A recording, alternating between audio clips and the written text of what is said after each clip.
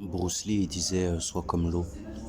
Euh, Si tu es comme l'eau, si tu respectes l'eau dans les gens que tu rencontres, ou si tu les considères comme des cristaux sous forme liquide, peu importe, tu vas pas les juger vis-à-vis de ce que tu perçois d'eux, même lorsque tu le reconnais ou que tu le ressens en fait. Si quelqu'un tu vois qu'il a des intentions pas cool et qui vient te demander ce de quoi tu t'émancipes par exemple quand tu vas vers la sobriété, tu sais qu'il y a ça qui se trimballe en lui, mais c'est pas ce qu'il t'a montré.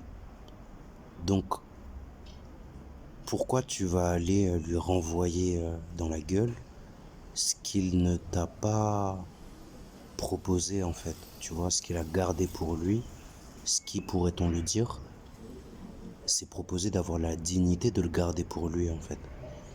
Après s'il veut, tu vois, ce qu'il en fait plus loin dans son coin par lui-même, ça le concerne en fait. Mais en gros, ce que ça veut dire, c'est soit au fait de quand est-ce que tu dois te fier à ce que certains appelleront les énergies et quand est-ce que tu dois te fier à ce que d'autres appelleront les comportements. Et mélange pas les deux, tu vois. De la même façon que fais le lien en fait entre ce que tu puisses te reconnaître être la goutte dans l'océan, comme lorsque tu te reconnais être l'océan dans la goutte. Et à ce moment-là, tu verras qu'il y a beaucoup de choses en fait qui correspondront à tes valeurs intimes, profondes, mais qui n'auront pas forcément à être mis ni en relation ni en confrontation avec ce que les gens transportent pour eux-mêmes, en eux-mêmes et vis-à-vis d'eux-mêmes en fait.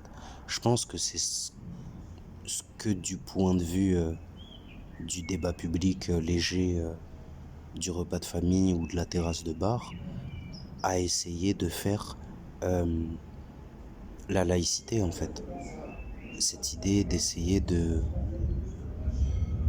poser quelque chose qui permettrait d'harmoniser tout ce en quoi on soit distincts les uns des autres dans l'illimité de ce qu'on représente à l'intérieur en fait. Comme si nous étions identiques dans le fait d'être uniques. Ça ressemble à ça, n'est-ce pas?